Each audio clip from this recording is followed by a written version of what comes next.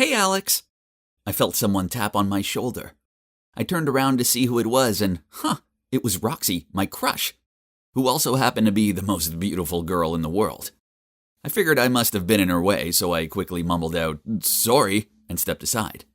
But out of my surprise, she smiled at me and said, "So, a little birdie told me you like me? You know, I think it's cute you haven't made a move on me yet, not like most of the guys around here." I stared at her open-mouthed. Was I dreaming? I pinched myself to check. Nope, this was real. So I nodded my head and muttered out, yeah? "My friend's having a party at their frat house on Wednesday. You want to come?" Before I could reply, her friend Luke appeared, and grinning, he said, "Yeah, you just gotta come to this party." Roxy hit his arm while giving him a dirty look, then smiled at me. "So it's at number 19, starts at 9 p.m. I'll see you then?" I nodded in response, and she said, "Great, see you there." Then she winked at me before she walked off. So yeah, I'm Alex, your average second-year college student. And this is the story about how my crush tried to lure me into a seriously sinister trap. I guess I'm a normal guy. I'm not as rich and popular as the kids from the frat houses are. Instead, my room is in the regular dorms, and although I'm not ugly or unpopular or anything, I'm easily overlooked.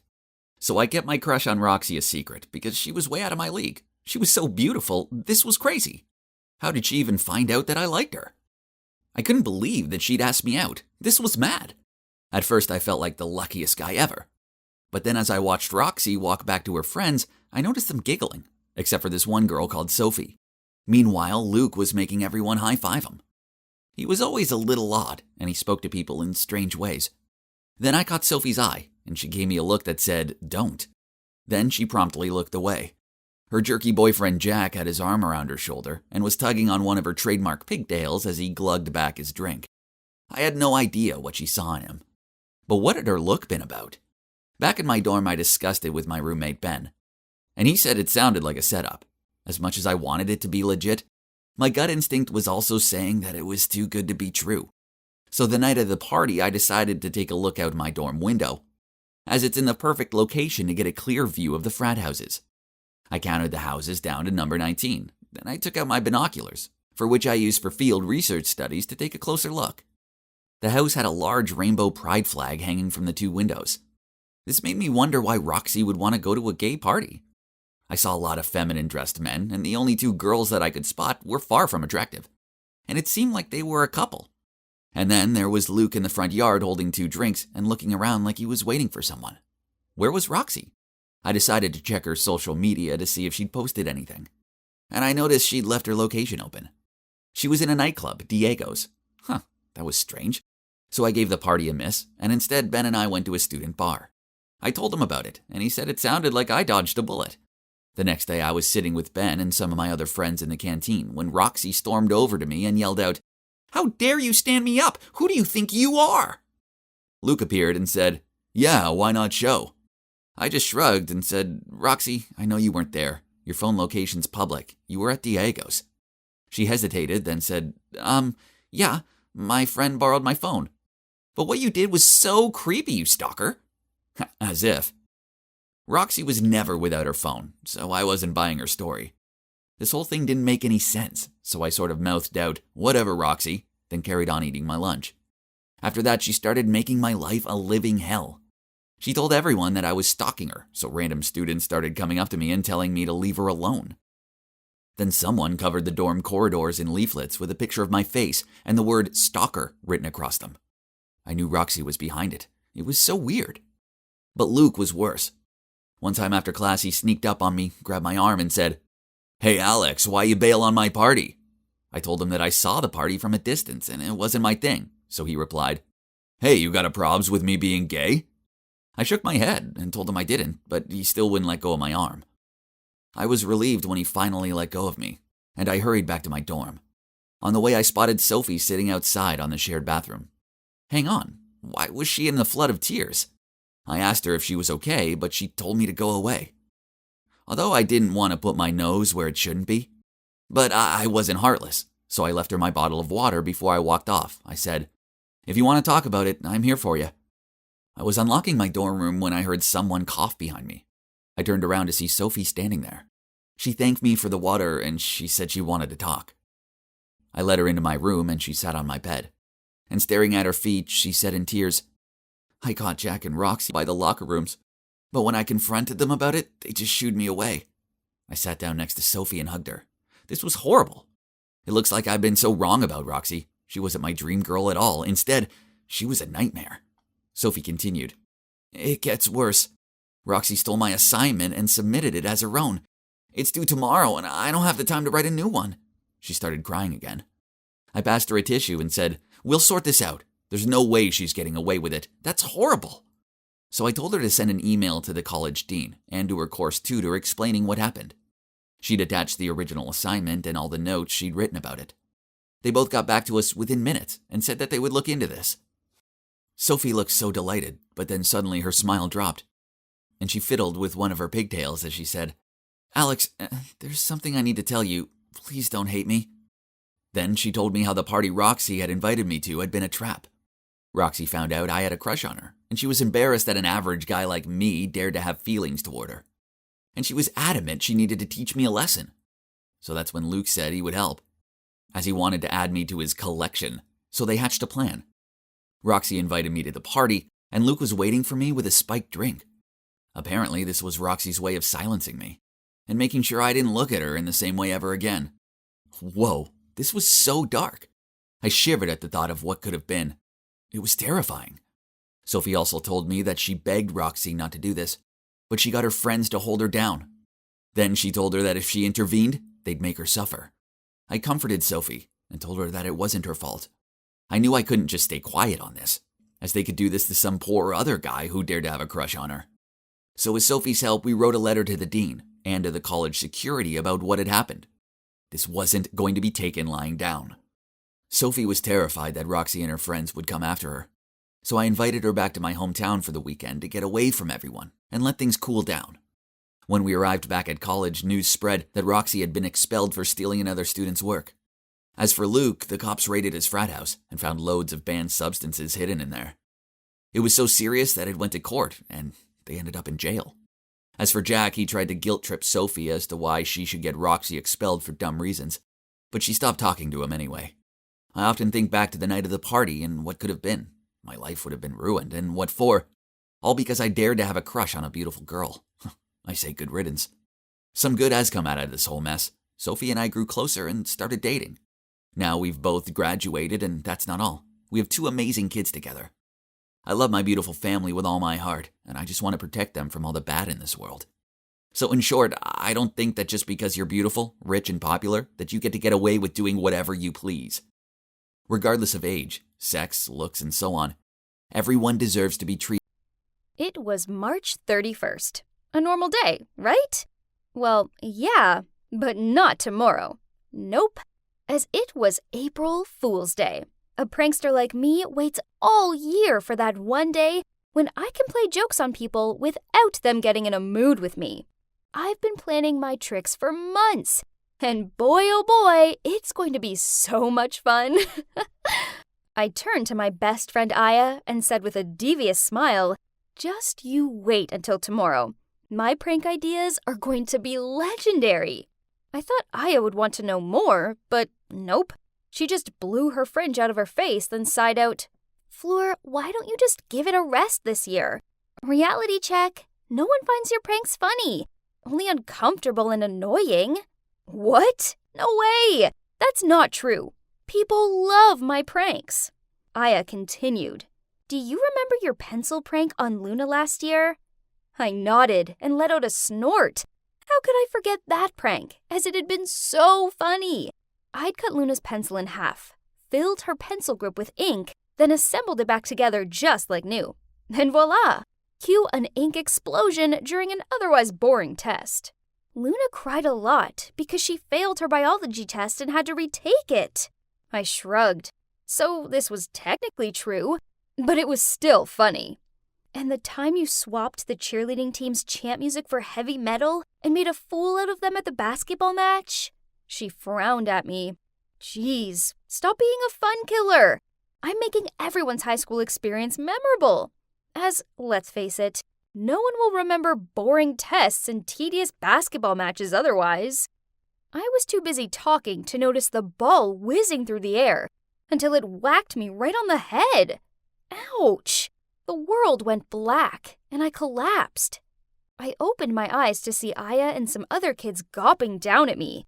Then my teacher rushed over and shooed them off. "Fleur, are you okay?" Her and Aya helped me sit up, and while I rubbed my head, I replied, "Yeah, I'm fine, but I do feel a little dizzy."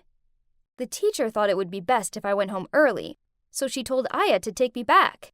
I was so tired, but I knew sleeping when I might have a concussion was a bad idea, so I chilled out and watched a movie in my room until Mom came home from work. Okay, so my head hurt, and the room was still spinning, but there was no way I was going to let this small accident ruin my big day. I had planning to do, so I grabbed my notebook and checked through my prank ideas and prop list.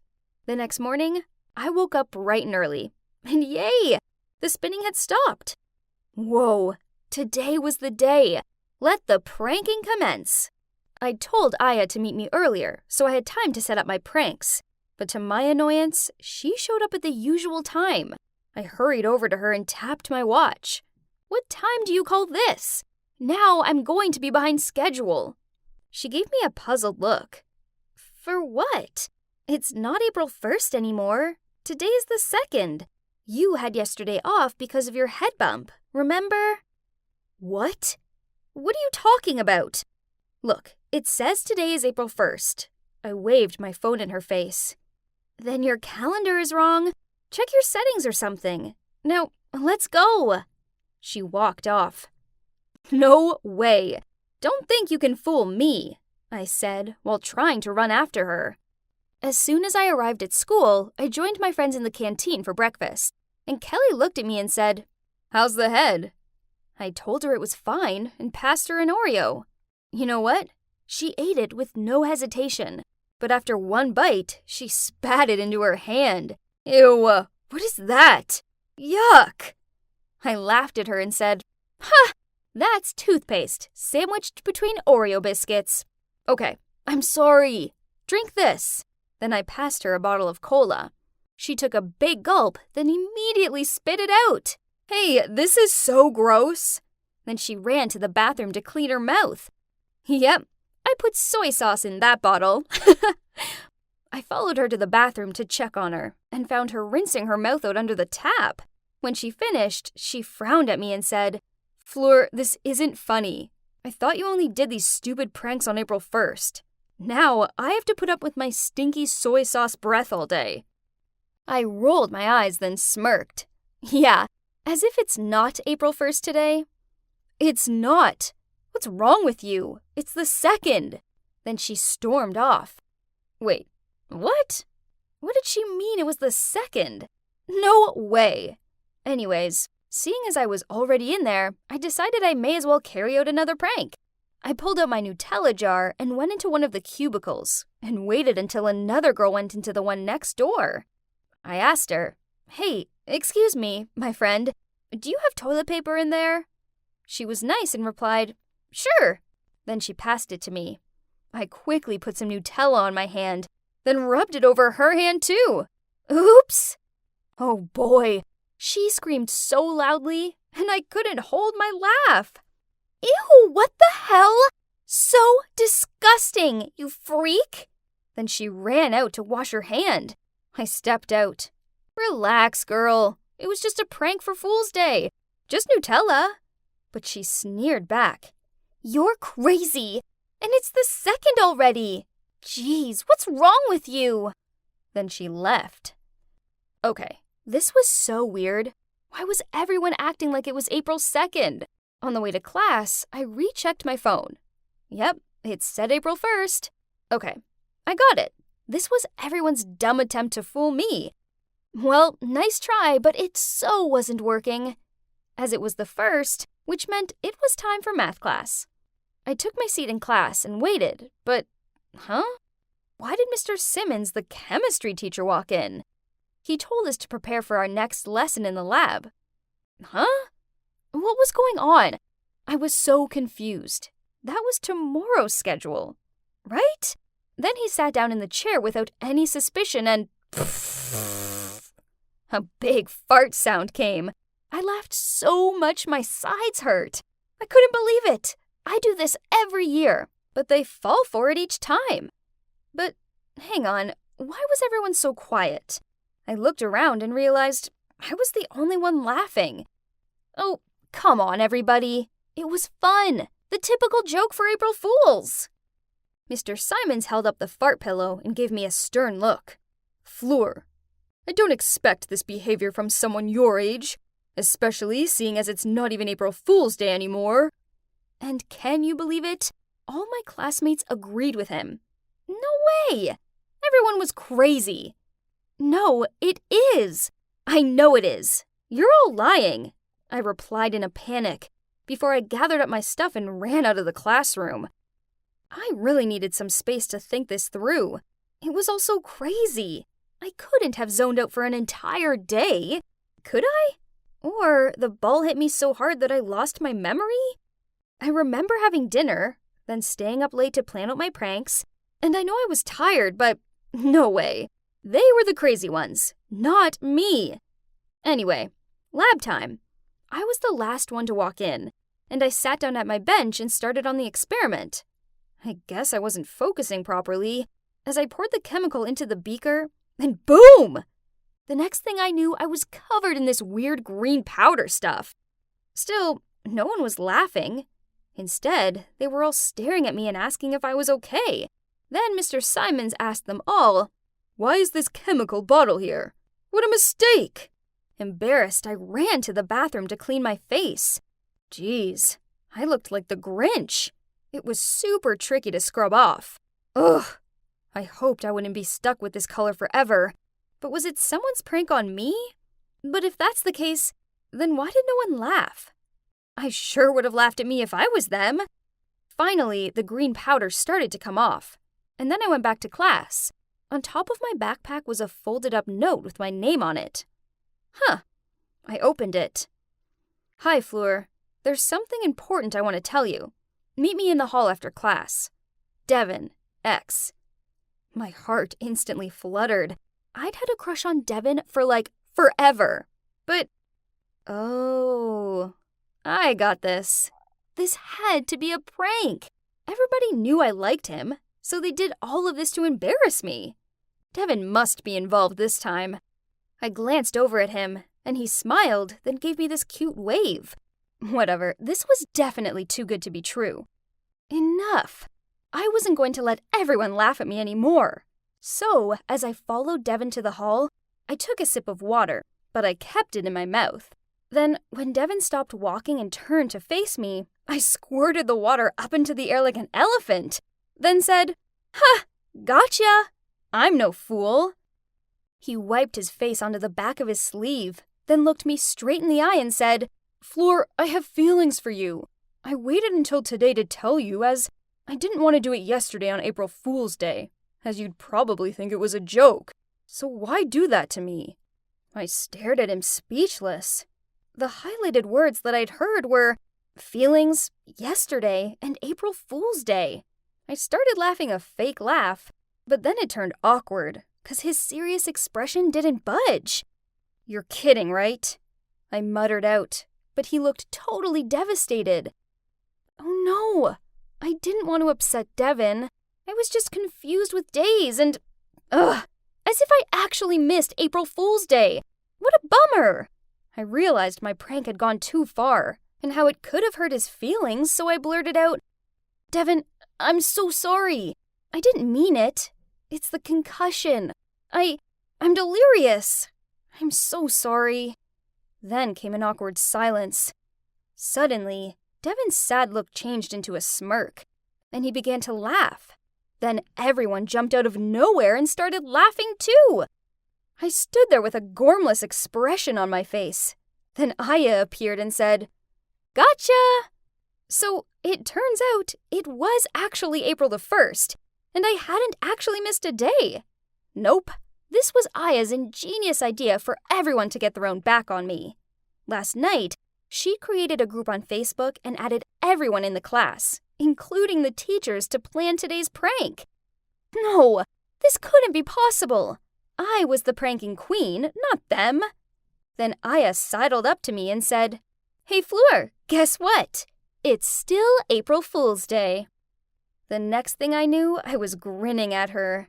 Then I play hit her arm and started to laugh. I guess that they had fooled me good. After that, I didn't carry out any more pranks. I was just happy to have a chilled rest of the day.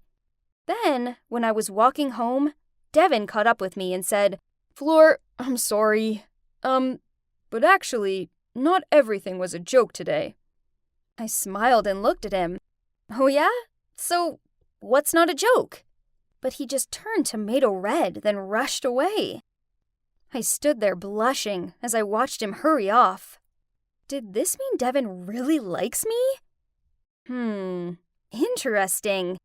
Maybe this April Fool's Day wasn't such a fail after all. Senin pagi itu seperti biasanya. Aku sedang berdiri di dekat lokerku saat cewek ini, si Leila, menghampiri. Menyandar ke loker di sebelahku dan berbicara padaku dengan suara sengau. "Hai ganteng, apa kau ada rencana sepulang sekolah?" Aku menoleh ke sekeliling dengan bingung. Hah? Apa dia bicara padaku? Biasanya cewek seperti Leila tak bicara dengan cowok sepertiku. Maksudku, ayolah, lihat dia. Dia itu cewek terseksi di sekolah. Sementara aku, Felix, hanya cowok kutu buku berwajah biasa saja. Dengan canggung aku menjawab, hai, aku cuma mengerjakan PR sepulang sekolah. Dah. Kemudian ku tinggalkan dia di sana tercengang. Tapi itu tidak berhenti di sana. Sepulang sekolah, dia kembali menghampiriku dan bertanya, "Kau mau jalan denganku?" Diikuti dengan kedipan di mata. Tidak, terima kasih. Aku harus menyelesaikan makalahku tentang revolusi Perancis. Lalu aku jalan pergi.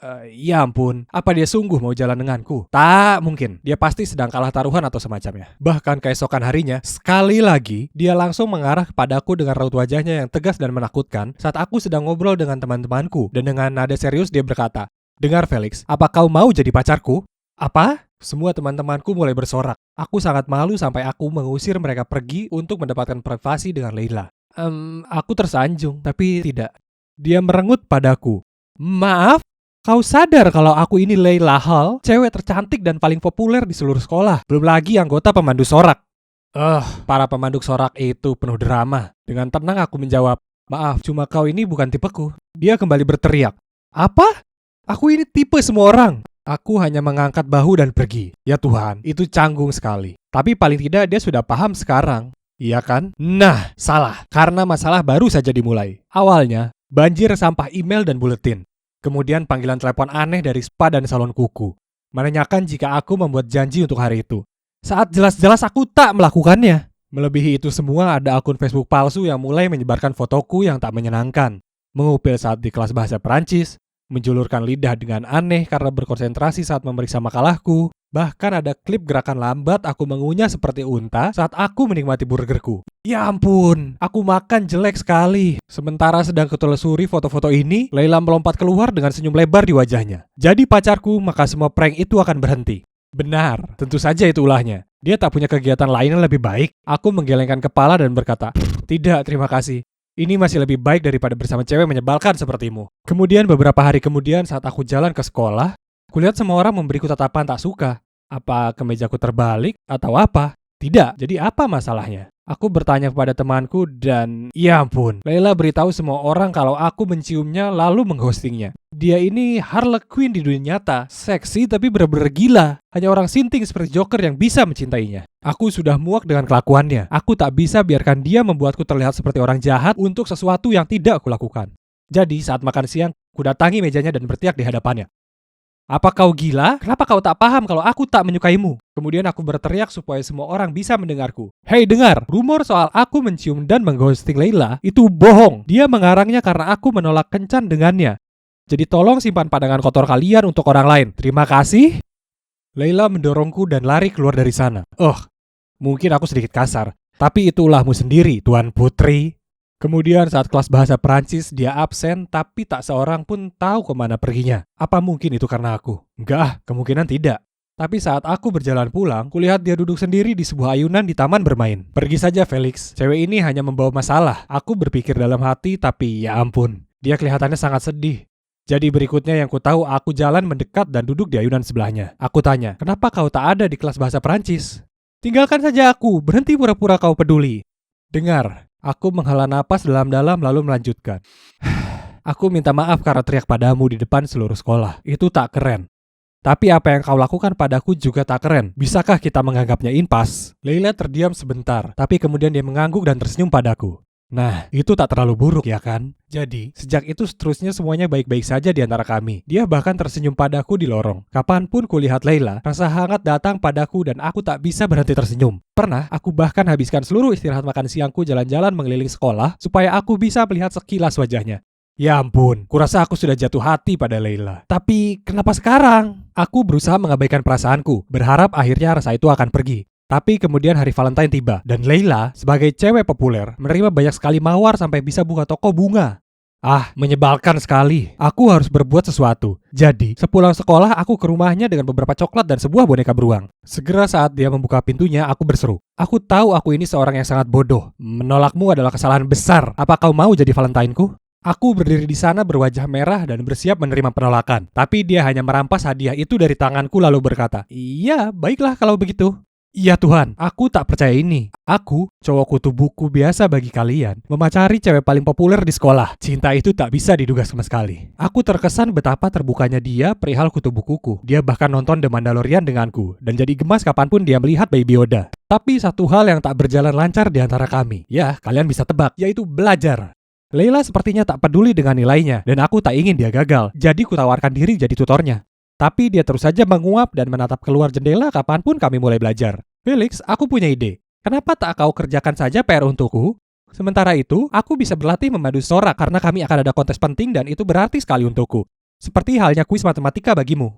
Apa? Dia serius? Ya Tuhan, aku benci berbuat curang seperti ini. Tapi dia memberiku tatapan memelas dan aku yang payah ini menyetujuinya. Terima kasih Felix, kau yang terbaik. Dia menciumku di pipi, lalu langsung memberiku setumpuk PR. Aku bertanya padanya kenapa ada banyak sekali, dan dia menjelaskan kalau itu karena dia tak paham. Jadi dia membiarkannya menumpuk. Tapi tunggu dulu, kenapa ada bahasa Spanyol? Dia ada di kelas bahasa Perancis denganku, bukan Spanyol. Tapi dia hanya mengangkat bahu dan bilang orang tuanya memaksanya belajar itu di luar sekolah. Oh, kasihan sekali labu kecilku ini. Suatu hari seperti biasa, aku mampir ke rumahnya untuk mengambil PR-nya, tapi dia tidak ada di rumah. Itu aneh, hari ini tak ada latihan memadu sorak. Jadi, di mana dia? Aku melihat tumpukan yang dia minta ibunya untuk serahkan kepadaku, dan kulihat beberapa lembar latihan bahasa Spanyol. Jadi aku berkata ke ibunya, "Oh, dia pasti sedang pelajaran bahasa Spanyol ya." Ibunya terlihat sedikit bingung lalu tertawa. "Kau tahu Leila, dia terlalu keras kepala untuk tambah kelas." Hah? Jadi makalah ini bukan miliknya? Kalau begitu, itu punya siapa? Dan kenapa? Tiba-tiba aku merasakan perasaan tak nyaman menggelitik di bawah kulitku. Aku memutuskan untuk menemuinya nanti di sekolah. Keesokan harinya aku sedang berjalan melalui lorong mencari Leila saat tiba-tiba aku dengar beberapa cowok bersorak. Sesuatu soal mendapat nilai A untuk bahasa Spanyol. Tunggu dulu, apa dia bilang bahasa Spanyol? Aku menoleh untuk memeriksa siapa itu, dan yang mengejutkanku itu adalah Hector, kapten tim sepak bola.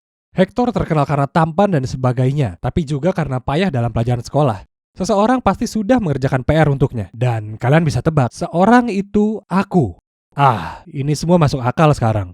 Leila dan Hector pasti sepasang kekasih. Mereka mungkin menarik, tapi mereka berdua payah dalam belajar. Jadi dia memperalatku untuk melakukan PR mereka berdua.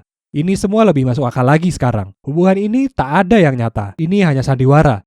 Dan tak mungkin kubiarkan mereka lolos dari ini. Aku punya rencana sempurna untuk mengungkap mereka. Selama makan siang, aku duduk di meja paling dekat dengan Hector. Lalu aku mulai bermesraan dengan Leila. Aku menyuapinya kentang keju. Kemudian aku membelai rambutnya dan dengan suara keras berkata padanya betapa lembut rambutnya itu. Aku cepat melirik ke Hector, menunggu reaksinya. Tapi tak ada. Dia sepertinya lebih tertarik dengan burgernya daripada dia. Leila mengangkat alisnya padaku. Apa kau baik-baik saja? Kau bertingkah sangat aneh." Aku tertawa keras, kurangkulkan lenganku padanya lalu berkata, sebenarnya lebih ke berteriak. "Oh, karena kau ini imut sekali." Tapi kenapa masih tak ada reaksi dari Hector? Dia dan temannya bahkan bersorak. Dan di perjalanan dia keluar kantin, dia bahkan mengacungi jempol padaku. Leila juga tak terlihat terpengaruh sama sekali. Ya ampun, seseorang tolong telepon The Academy, karena mereka berdua layak mendapat Oscar. Rencanaku gagal total. Ini sangat bikin stres. Aku terdiam dan Leila tahu dan memberiku pandangan bertanya-tanya. Ada yang tak beres, kau bersikap sangat aneh. Oke, jika dia ingin tahu maka baiklah. Jadi aku berseru. Aku tahu kalau makalah bahasa Spanyol itu untuk Hector. Kalian bersama dan kau hanya memperalatku untuk melakukan semua PR kalian. Aku tak bodoh, kau tahu? Terima kasih sudah mengenalmu, tapi tolong jangan pernah lagi bicara padaku. Kemudian aku pergi tanpa membiarkannya mengucap sepatah kata pun. Ya, itulah akhir dari ceritaku. Cukup menyedihkan, iya kan? Aku bohong kalau aku katakan aku tak merasa kecewa soal itu. Aku sungguh menyayanginya. Biarlah, aku akan berkuliah beberapa bulan lagi dan aku akan bertemu cewek imut yang tak akan mengelabuiku untuk melakukan PR cowok lain. Oh, maaf teman-teman, ada yang menelponku. Ya Tuhan, itu Leila. Apa yang dia mau? Kita sudah putus, berhenti menelpon. Apa? Baiklah, janji kau akan biarkan aku sendiri setelah ini. Oke, tunggu, aku akan turun ke bawah. Ya Tuhan, Leila ada di depan pintu rumahku dan dia bersikeras tak mau pergi kecuali aku bicara dengannya.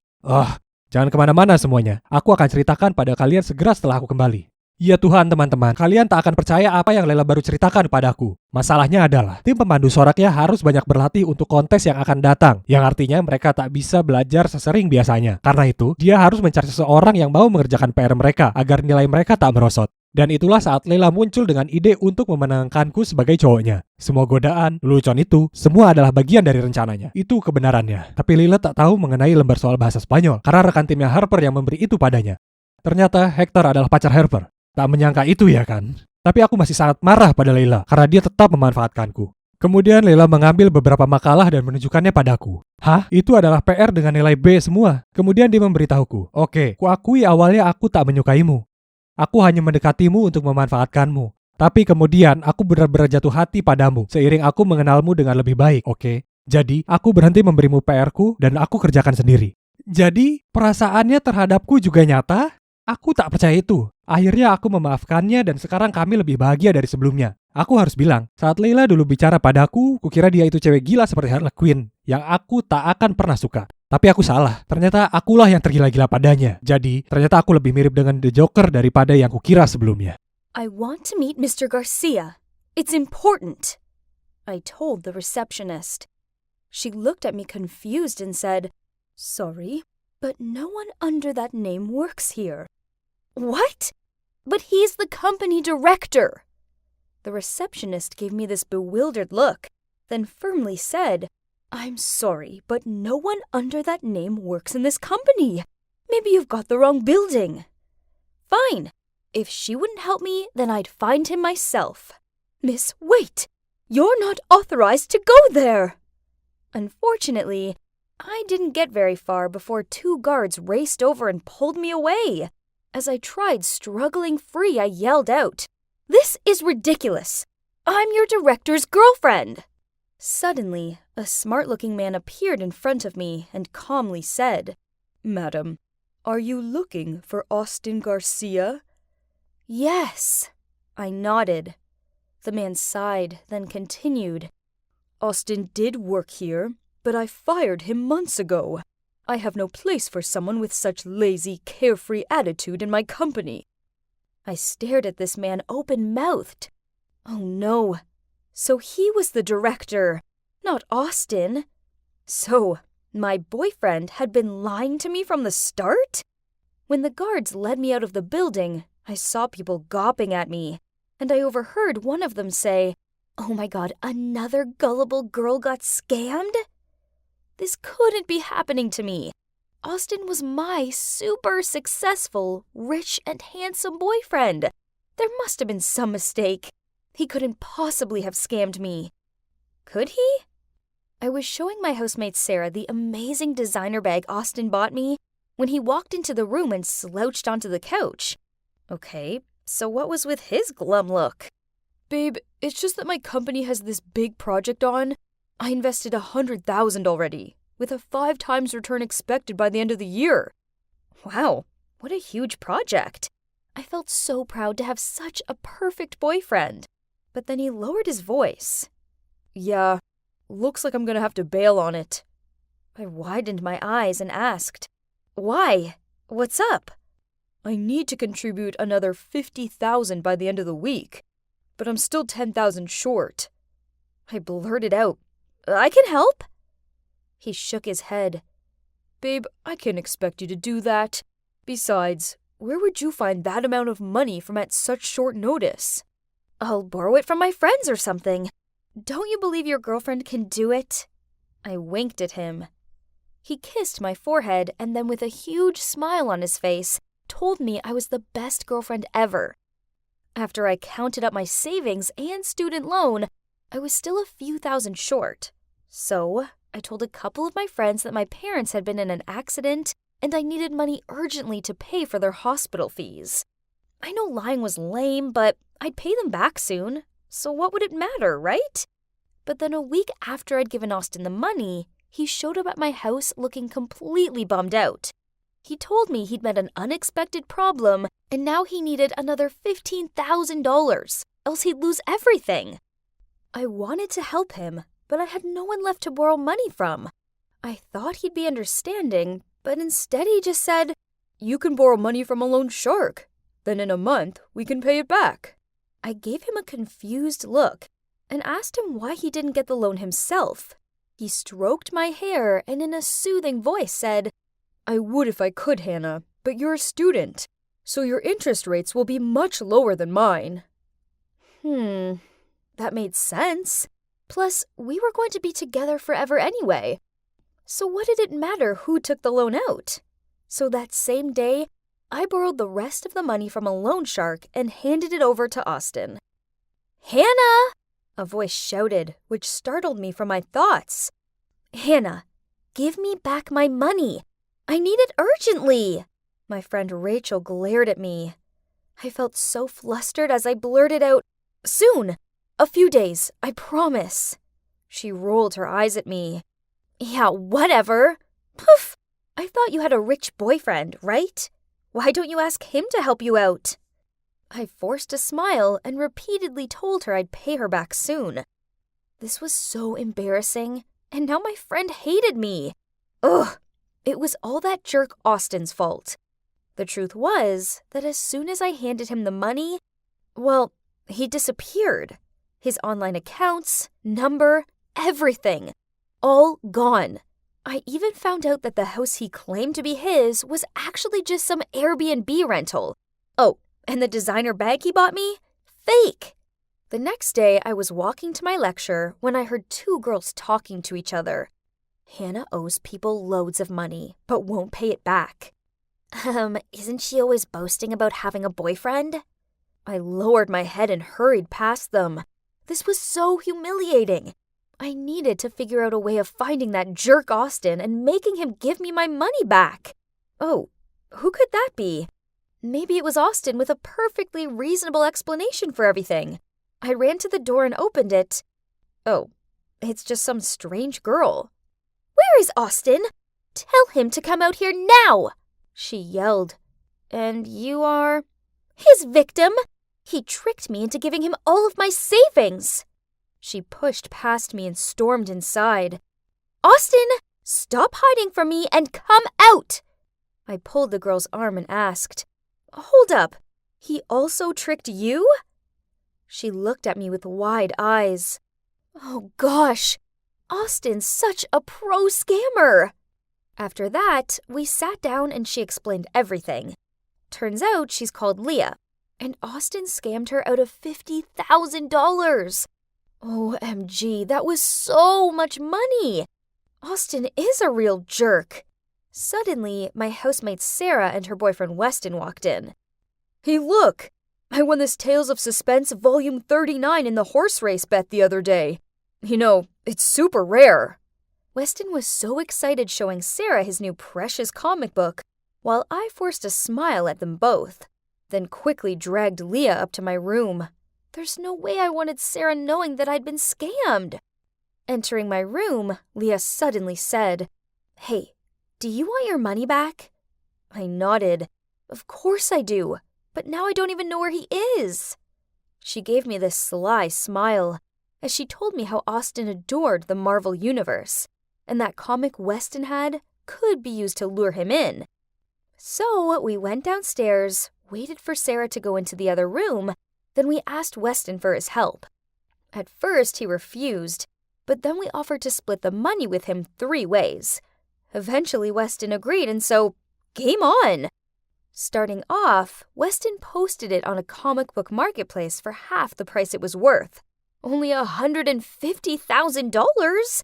Unsurprisingly, it wasn't long before that snake Austin slithered into his messages. Great!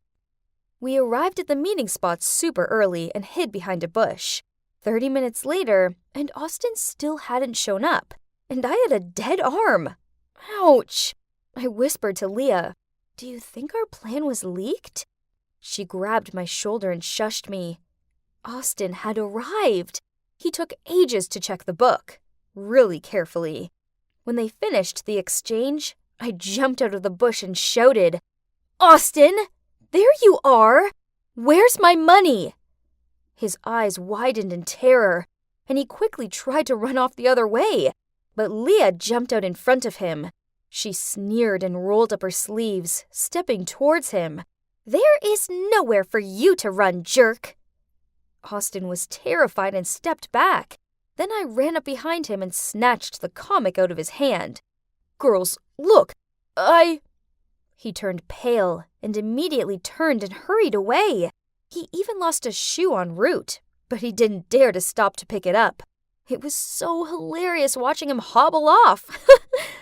Thank you so much, Leah. It felt so good to get revenge. Anytime. We clinked our glasses together. Girl power and all. Ugh, my head hurts so bad. Where's Leah? I guess she must have gone home. I went over to my closet. Where's the backpack with my money in it? I frantically turned my room upside down looking for it. Could it be? I called Leah, but there was no answer. That was it. Leah and Austin were definitely the same. Why did I have to be such a gullible idiot? There was a loud banging on the door, so I opened it. 2 huge guys were standing there. "Hey, beautiful. Pay us back soon, or else." Then they left. I freaked out, not knowing what to do. Find Leah and Austin? It's futile. I know it. So I started working like crazy. I delivered newspapers and milk in the mornings, then waitressed most evenings. I was so exhausted, but I had to find a way to pay off my debt before I drowned in it. Then one morning, Sarah came downstairs to find me asleep, face down on my piece of toast. She gently shook me awake, then told me she'd got me a paid intern job at her uncle's hospital. Yay! Thanks, Sarah. You're the best. The first day at my new job went well, so I decided to reward myself with a bagel and hot chocolate in the canteen. That's when I walked straight past her. Leah! She spotted me, too, and ran off, but I chased her into a dead end. "Where's my money?" "I didn't mean to do that. I'm sorry," she sobbed out. Then she told me how the night that we'd been celebrating, she'd received some bad news. Her brother was in an accident and needed emergency surgery. Panicked, she took the money for his hospital bills. "Are you tricking me? This is 100% true." She wiped at her tears. Maybe I felt a little bit sorry for her. But no, what she did wasn't cool.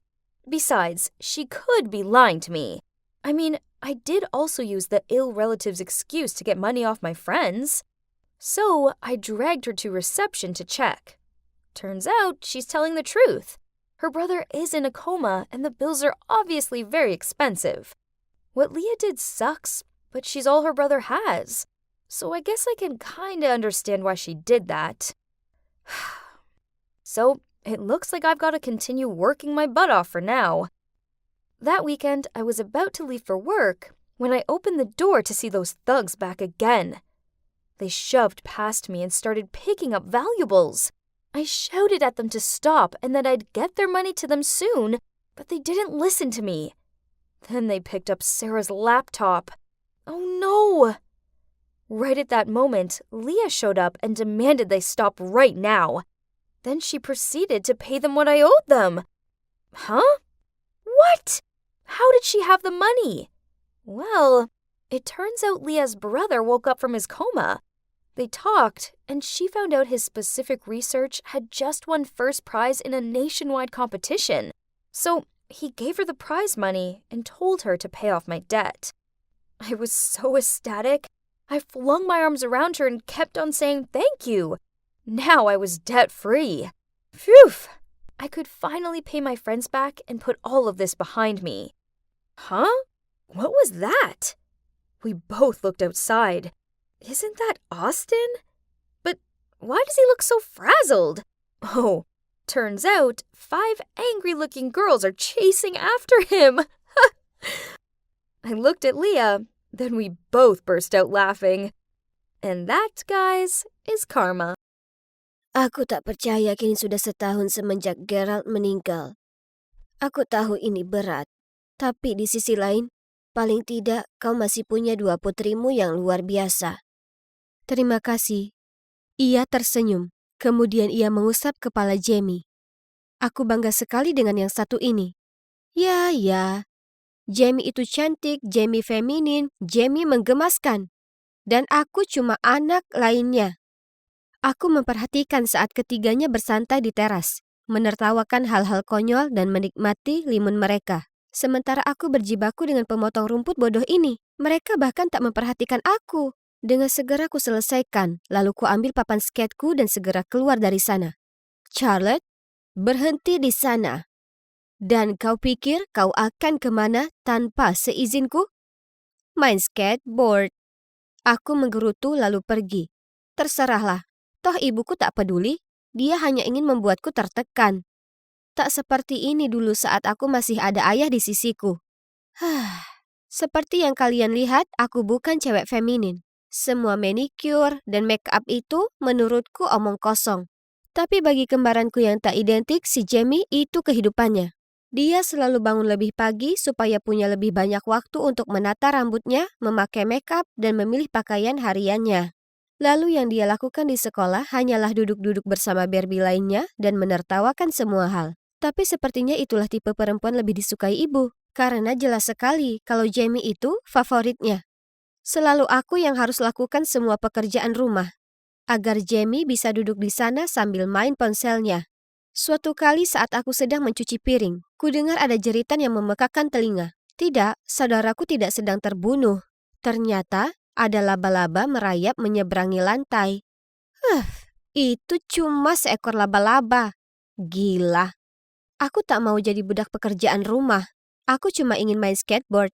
Ya, main skateboard dan melukis adalah minatku yang sesungguhnya. Tapi ibu memberitahuku main skateboard itu untuk laki-laki. Konyol sekali. Jadi aku sering menyelinap. Ada kalanya aku terbawa suasana, hingga lupa waktu dan tiba di rumah mendapati mata ibu yang marah. Kau dihukum. Lain kali aku tak akan ragu mematahkan papanmu menjadi 2. Ya ampun, itu sangat tidak adil. Aku mendorongnya dan lari ke kamarku. Lalu sambil memegangi papanku, aku menangis. Aku berharap ayah masih ada di sini. Kapanpun ibu dan aku bertengkar, ayah selalu datang ke kamarku dan memberitahuku kalau ibu hanya bersikap seperti itu karena peduli padaku. Ibu hanya punya cara yang berbeda menunjukkannya. Sudah setahun sejak ayah meninggal. Semua karena kecelakaan aneh di pabrik tempatnya bekerja. Sekarang kami harus mengandalkan pekerjaan ibu sebagai penjahit rumahan. Dan aku cuma jadi pesuruh. Sementara Jamie cuma duduk-duduk cantik. Parahnya, ibu bersikeras aku cari pekerjaan paruh waktu untuk membantu keluarga. Sedang Jamie tak perlu. Saat ku pertanyakan ke ibu perihal ini, ia hanya berkata, Jamie tidak sepertimu. Dia tak akan bisa menjalani sekolah dan pekerjaan bersamaan. Maaf, apa? Tapi aku tahu berdebat dengan ibu tak ada gunanya. Bagaimanapun, semua berjalan dengan baik karena ku dapatkan pekerjaan di toko skateboard yang keren ini. Oh, dan juga lebih sedikit pekerjaan rumah. Di suatu sore yang hujan, tokonya sepi. Jadi ku keluarkan buku sketsaku lalu mendesain beberapa skateboard. Kemudian manajerku Alex mengintip dari balik pundakku. Apa aku dalam masalah? Tapi yang mengejutkanku, dia berkata, itu cukup keren. Lalu memberiku brosur kontes desain skateboard. Seharusnya kau coba. Kontes ini memang sudah ditakdirkan. Jadi ku habiskan semua waktu luangku mengurung diri di kamar mengerjakan desainku. Aku tak lihat ibu atau Jamie seminggu penuh. Sungguh damai. Dan coba tebak apa? Aku menang juara 1. Itu hebat. Bagaimanapun, ibu merebut uang hadiah itu dariku dengan alasan keuangan keluarga. Jadi uangku akan dipakai untuk beli pakaian dan makeup baru untuk Jamie. Sulit dipercaya. Aku tak mau berada satu atap lagi, tapi di umur 15 tahun, kemana lagi aku bisa pergi? Kemudian ibu memberitahuku pekerjaannya sepi sekali, jadi sebaiknya aku ikut lebih banyak kontes untuk menyokong keluarga. Hei, itu membuatku bebas pekerjaan rumah, jadi aku setuju. Dan aku menang sebagian besar kontes itu, meski memang membuatku kesal tak bisa menyimpan hadiah milikku. Lalu saat kulihat Jamie memamerkan sepatu barunya, aku cuma ingin menariknya lepas dari kakinya dan melemparkan ke arahnya. Kukira anak kembar itu seharusnya punya ikatan mendalam atau semacamnya. Tidak untukku dan Jamie. Kami sangatlah berbeda. Akhirnya, aku dapat hari libur, jadi aku berencana pergi main skateboard dengan Alex. Ku ambil papanku dan hendak pergi saat ibu menghalangi pintu. Charlotte, kau pikir kau mau kemana? Jamie ada kencan besok, dan bajunya perlu dicuci dengan tangan. Apa? Ini konyol. Aku memutar mataku dan berkata, kalau begitu, dia bisa mencucinya sendiri. Jangan kurang ajar denganku, nak. Lakukan yang kuperintahkan. Dengan isak tangis penuh amarah aku berteriak padanya. Kuharap ibu bukan ibuku. Lalu aku berlari ke atas menuju kamarku. Tepat di saat itu, bel pintu berbunyi. Ibu menenangkan diri, berdehem lalu membuka pintunya. Hah? Kenapa ada mobil yang sepertinya mahal ada di jalan masuk kami? Dan kenapa ada pasangan yang terlihat kaya berdiri di depan pintu? Penasaran, aku sembunyi di balik dinding untuk mencari tahu siapa mereka dan untuk apa mereka ke sini. Dari hasil mengupingku, aku tahu kalau pasangan itu adalah keluarga Barnes. Mereka baru saja pensiun dari pekerjaan mereka untuk pemerintah di Departemen Intelijen Rahasia. Ibu dan Bu Barnes adalah sahabat saat SMA. Jadi ketika mereka berdua hamil bersamaan, ibu menawarkan untuk membesarkan putri mereka seperti anaknya sendiri. Jadi mereka bisa pergi dan melakukan misi rahasia mereka. Kami berdua mengambil pensiun lebih cepat, dan kami akhirnya bisa menikmati hidup. Kami sangat berterima kasih kepadamu dan Gerald karena telah merawat putri kami. Tapi kami sekarang di sini untuk menjemputnya pulang. Oh, ya Tuhan. Ternyata salah satu dari kami diadopsi. Pantas saja kami sama sekali tak mirip. Tapi itu Jamie, atau aku. Mungkinkah itu aku? Maksudku, ibu selalu memilih Jamie, jadi bisa saja dia adalah putri kandungnya. Aku tahu mereka adalah orang tuaku yang asli. Aku bisa merasakannya. Jadi dengan menghela napas panjang, aku melangkah keluar untuk menemui mereka. Jamie, turunlah sayang. Ibu memanggil dan aku langsung terpaku. Aku menyaksikan saat Jamie muncul dan ibu memperkenalkannya ke orang tua aslinya. Dia bahkan tak terlihat terkejut. Ia hanya menjawab, "Ya, aku tahu." Lalu tersenyum manis. Saya sangat senang akhirnya dapat bertemu kalian berdua. Keluarga Barnes bicara lembut ke Jamie seolah dia itu anak anjing lucu atau semacamnya. Kemudian mereka jadi emosional dan sebagainya. Itu membuatku ingin muntah. Ku lari ke kamar, mengunci pintu, dan menangis. Hidup sangat tak adil. Jamie selalu menjadi yang beruntung, sementara aku selalu diperlakukan tak adil dalam hal apapun. Aku pasti menangis hingga tertidur, karena saat aku bangun, sudah pagi hari. Kuraih ponselku. Jamie mengirim pesan padaku. Sayang sekali kau melewatkan makan malam perpisahan. Aku senang saat tinggal bersamamu. Datang dan mainlah kapan-kapan, oke? Dengan marah, kulempar ponselku jatuh ke ranjang. Beraninya dia mengira aku mau bergaul dengannya. Kami tak punya kesamaan apapun. Keberuntungan itu salah satu contohnya. Hidup terus berjalan, tapi tanpa Jamie, karena dia pindah ke sekolah anak orang kaya. Dan aku lanjut bersekolah, bekerja, menyelinap main skateboard, dan menghindari ibu sebisa mungkin. Kemudian suatu kali saat kelas kimia, sementara kami melakukan eksperimen di lab, salah satu temanku membuat kesalahan.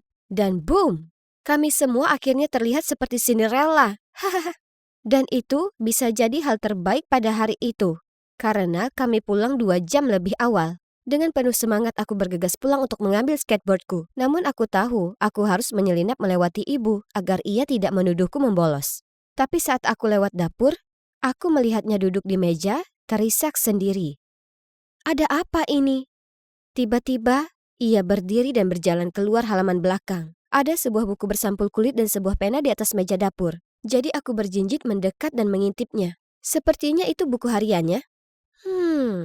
Barisan yang baru ditulis itu terkena air mata. Jamie, sayangku, aku sangat merindukanmu. Aku ingin kau menjalani hidup yang makmur dan bahagia. Jadi kulakukan pengorbanan terbesar. Kukatakan pada diriku sendiri kalau kau sekarang keturunan Barnes, bukan Smith lagi. Bukan putriku lagi. Apa? Aku tak percaya mataku sendiri. Apa arti kalimat ini?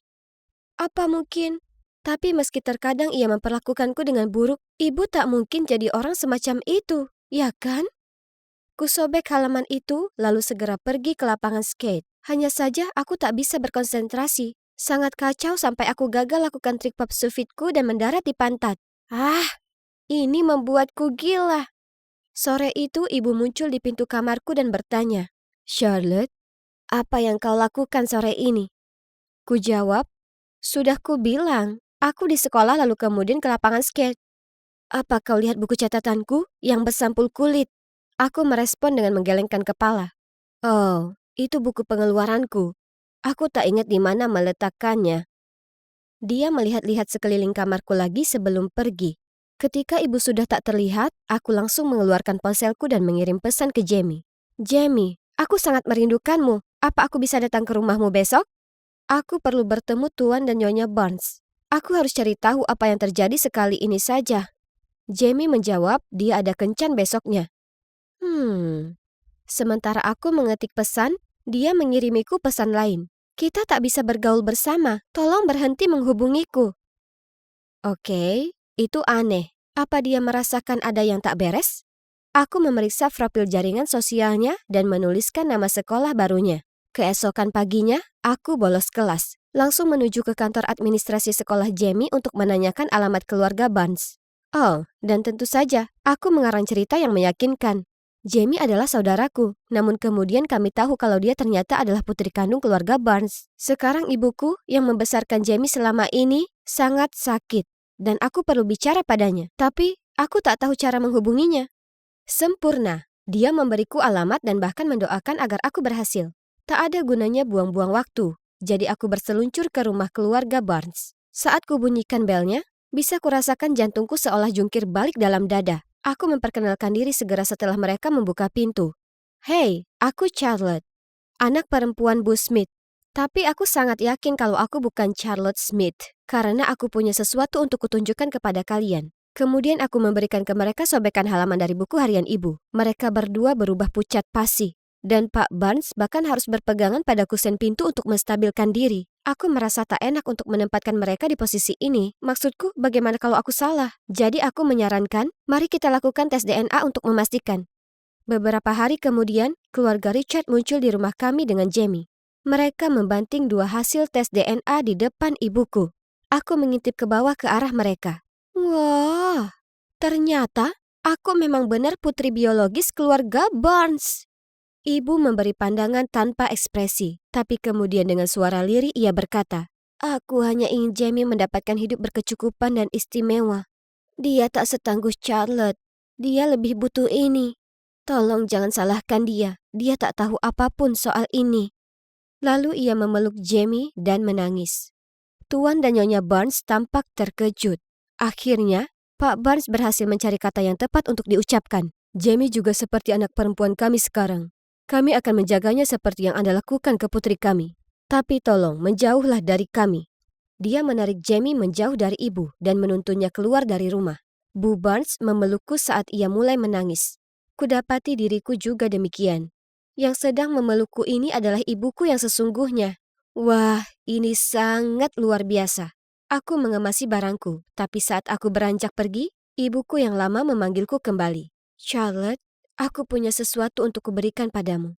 Kemudian ia memberiku sebuah kotak penuh dengan uang. "Ini uang hadiahmu. Aku menyimpannya untuk biaya kuliahmu. Lebih baik kau ambil lagi. Aku sangat menyesal." Pandanganku kabur karena air mata. Ayah benar. Ibu masih peduli padaku. Orang tuaku akan memaafkanmu. Lalu ibu bisa bertemu kami berdua lagi, ujarku saat aku memeluknya erat. Kemudian berbalik dan pergi. Kehidupan baru. Sekarang di mana shell virusnya? Itu pasti akan melengkapi penampilanku. Aku sedang menggeledah lemari ibu untuk menemukannya saat aku secara tidak sengaja menjatuhkan ikat pinggang ke lantai. Tapi yang aneh, Suaranya sangat aneh. Jadi aku mengetuknya beberapa kali. Tunggu, sepertinya tanahnya berlubang. Aku melihat lebih dekat. Dan ya Tuhan, ada lubang tersembunyi atau sesuatu di lemari ibuku. Tentu saja aku harus memikirkan hal ini. Jadi setelah beberapa kali mencoba, akhirnya aku berhasil membukanya dan menemukan sebuah kotak kayu besar. Kenapa dia merahasiakan sesuatu dari kita? Aku menarik napas dalam-dalam dan membuka kotak itu. Ada beberapa foto lama ibuku ketika dia masih kecil, sebuah boneka beruang tua, dan beberapa kaset. Kenapa dia harus menyembunyikan ini? Aku menggali lebih dalam lagi dan menemukan setumpuk surat. Semuanya berasal dari alamat yang sama. Tunggu dulu, aku tahu tempat itu. Itu adalah panti asuhan di luar kota. Sejauh ini tidak ada yang masuk akal bagiku. Jadi jelas sekali aku harus membacanya. Mereka semua berasal dari suster panti asuhan bernama Anna Maria. Dia terus menulis tentang seorang gadis bernama Eliza. Dan semakin aku membaca, aku akhirnya menyadari bahwa gadis ini Eliza adalah putri ibuku. Itu berarti aku punya saudari tiri. Aku tidak percaya. Dan sepertinya ibuku belum pernah melihat Eliza sejak dia mengantarnya ke panti asuhan. Jadi ibuku bahkan tidak tahu seperti apa rupanya setelah bertahun-tahun. Ini gila. Bagaimana bisa ibu tega melakukan ini? Belum lagi ayahku seorang politikus. Jadi aku dibesarkan untuk selalu menjadi orang baik, sama seperti mereka. Tapi setelah apa yang baru ku ketahui, aku tidak tahu lagi harus percaya apa. Ini sangat tidak masuk akal. Tapi satu hal yang pasti, aku harus menemukan Eliza. Keesokan harinya sepulang sekolah aku pergi ke panti asuhan. Aku memberitahu Anna Maria segalanya. Dan dia mengatakan Eliza telah pergi ketika dia berumur 18 tahun. Tapi dia kembali setiap akhir pekan untuk membantu. Dia kemudian memberiku alamat rumah Eliza. Aku mengikuti Google Map dan berakhir di lingkungan yang sangat menyeramkan. Saat aku mengetuk pintunya, jutaan pertanyaan muncul di kepalaku. Bagaimana jika dia tidak mau berurusan dengan kita? Bagaimana jika dia membenciku karena aku mencuri kehidupan hebat yang seharusnya jadi miliknya? Tapi tidak ada kata mundur sekarang. Begitu pintu terbuka, aku membeku. Mungkinkah ini benar-benar saudari tiriku? Berdiri di sana adalah gadis jangkung dan tampak misterius. Aku gemetar ketika berkata, "Hai, apa kamu Eliza?" Dia hanya menatapku dengan skeptis, lalu menjawab, "Kenapa? Siapa kamu?" Aku tidak bisa menahan air mataku dan berkata, "Aku tidak percaya aku menemukanmu. Aku Alicia, saudara tirimu." Eliza terlihat kaget, lalu berkata, "Oh, baiklah. Tenanglah, ayo masuk, kita akan ngobrol." Aku duduk di sofa dan menceritakan semuanya. Lalu dia mulai menceritakan betapa menyedihkan hidupnya. Bagaimana dia melakukan 4 pekerjaan dan itu masih belum cukup untuk membayar tagihan. Astaga, aku merasa sangat bersalah mendengar semua ini. Sangat tidak adil kalau aku menjalani hidup bahagia tanpa beban. Dan dia ditinggal sendirian. Aku tidak bisa meninggalkan Eliza seperti itu. Aku harus melakukan sesuatu. Setelah itu aku bergegas pulang dan menyeret ibu ke kamarku agar bisa bicara secara pribadi. Aku mengonfrontasinya dan pada awalnya dia menyangkalnya. Namun akhirnya dia menangis dan mengakui semuanya. Aku tidak bisa mempercayai telingaku ketika mendengar keseluruhan cerita. Ketika dia berusia 18 tahun dia melahirkan Eliza. Tapi ayah Eliza tidak mau bertanggung jawab. Jadi ibuku memutuskan untuk membesarkan Eliza sendirian. Itu sulit baginya karena dia tidak memiliki pekerjaan yang layak. Kemudian setelah sekitar 6 bulan, ayahku muncul dan menunjukkan ketertarikan padanya. Dan karena dia berasal dari keluarga kaya, ibuku langsung mengambil kesempatan untuk bersamanya. Namun, dia berpikir jika dia tahu tentang Eliza, dia tidak akan tertarik. Jadi dengan berat hati dia memutuskan untuk mengirim Eliza ke panti asuhan. Sejak saat itu, dia mengirim surat ke Anna Maria setiap tahun pada hari ulang tahun Eliza. Tapi dia memintanya untuk tidak mengirim foto Eliza karena terlalu menyakitkan untuk dilihat. Aku tidak percaya ibuku menyerahkan putrinya demi uang. Aku memohon pada ibuku untuk bertemu dengan Eliza, setidaknya dia berhutang hal itu padanya. Aku menjelaskan betapa menyedihkan kehidupan Eliza dan betapa dia tidak pantas mendapatkannya. Akhirnya ibuku menyetujuinya. Jadi keesokan harinya dia menjemputku dari sekolah dan kami pergi ke rumah Eliza. Begitu ibuku melihatnya, mereka berpelukan dan menangis. Dan ibuku terkejut melihat kondisi rumah Eliza yang kumuh dan segera menyuruhnya untuk tinggal bersama kami. "Oh, wah ibu, aku senang kita bisa bersatu kembali, tapi bukankah keputusan itu terlalu impulsif? Bagaimana dengan ayah?" Ya, tentu saja dia sangat kaget. Ibuku mendudukannya dan menjelaskan siapa Eliza. Namun dia tidak bisa menerima dengan baik. Dan mereka akhirnya bertengkar hebat. Yang mengakibatkan ayahku pindah. Aku tidak percaya. Jadi, sejak saat itu, hanya aku, ibuku, dan Eliza. Aku sangat merindukan ayahku. Tapi rasanya menyenangkan tiba-tiba memiliki saudara perempuan. Aku selalu menginginkan saudara. Kita bisa jalan-jalan bareng, bergosip, belanja. OMG, ini bakal seru banget. Tapi ternyata tidak semenyenangkan yang kuharapkan. Suatu malam, Eliza sedang menonton film. Aku duduk di sampingnya dan berkata, "Ya ampun, aku suka film ini, tapi aku tidak tahan dengan pemeran utama wanitanya. Suaranya sangat menyebalkan." Aku menoleh untuk memeriksa reaksi Eliza, tetapi dia tetap kaku. Jadi aku melanjutkan. Sebenarnya dia terdengar seperti temanku, Kayla. Masih belum ada jawaban dari Eliza. Bahkan dia tidak menatapku. Apa dia mendengarkan? Ya, jelas sekali. Karena beberapa hari kemudian teman-temanku datang, termasuk Kayla. Dan ketika Eliza melewati kami, dia berkata, "Pasti si Kayla menyebalkan yang kamu ceritakan itu tidak ada di sini, kan?" Ya Tuhan, aku benar-benar membeku. Bagaimana dia bisa mengatakan itu tepat di depan semua orang, di depan Kayla? Aku merasa malu. Dan yang paling parah adalah Kayla tidak mau menjadi temanku lagi setelah itu. Bahkan teman-temanku yang lain berhenti berteman denganku. Mereka mengira aku hanyalah cewek jahat, dan bukan cuma itu saja. Eliza mulai bertingkah sangat aneh. Suatu hari aku pulang dari sekolah dan menemukannya di kamar tidurku sedang melihat foto-foto lamaku. Lalu ketika dia melihatku, dia berkata dengan suara yang menyeramkan, "Kamu sangat beruntung kamu tidak ditinggalkan sepertiku." Oh ya Tuhan, itu membuatku merinding. Kemudian malamnya aku mendengar dia bertanya kepada ibu kami apakah dia bisa mendapatkan uang saku untuk mengganti waktu yang hilang. Oh wow, tapi itu tidak adil, kan? Nah, keesokan harinya aku tidak dapat menemukan lipstik favoritku. Dan mengingat Eliza baru-baru ini melakukan kunjungan mendadak ke kamarku, aku bertanya padanya. Tapi dia hanya mengangkat bahu dan berkata, "Ya, aku mengambilnya. Lalu kenapa?" Wow, sejak kapan dia menjadi begitu kasar? Tunggu dulu, dia juga memakai gaun bermotif bunga milikku. Itu saja, aku sudah muak. Aku langsung menemui ibuku dan memberitahunya apa yang telah dilakukan Eliza. Aku berharap ibuku ada di pihakku, tapi ternyata tidak. Dia menyuruhku untuk lebih pengertian karena Eliza tidak terbiasa berada di dekat orang lain. Jadi dia perlu waktu untuk beradaptasi. Itu konyol. Dan kemudian menjadi lebih buruk lagi. Dia mulai mengincar ayahku. "Kamu harus menceraikannya. Teganya dia meninggalkanmu begitu saja. Suami yang jahat sekali." Dia memberitahu ibu ketika mereka berdua sedang menyiapkan makan malam. "Kamu bisa mengklaim kepemilikan hartanya. Kamu cuma perlu membuktikan bahwa dia selingkuh, atau dia korup atau semacamnya. Maksudku, dia seorang politisi. Jadi aku yakin dia melakukan setidaknya salah satu dari hal-hal itu." Sejujurnya aku tidak percaya dengan apa yang kudengar. Aku menyerbu masuk ke kamar dan mulai meneriaki Eliza agar berhenti bicara sampah pada ayahku. Lalu aku menoleh ke ibu. "Jangan dengarkan kebohongannya yang beracun." Namun ibu hanya menghela napas dan menjawab, "Eliza tidak sepenuhnya salah. Ayahmu baru saja meninggalkan kita dan dia bahkan belum menelpon. Jelas sekali dia berselingkuh." OMG, ular itu sedang mencuci otak ibuku. Beberapa hari kemudian aku melihat artikel bahwa ayahku didakwa korupsi. Bagaimana itu mungkin? Ayahku adalah pria yang baik. Pasti ada kesalahpahaman atau semacamnya.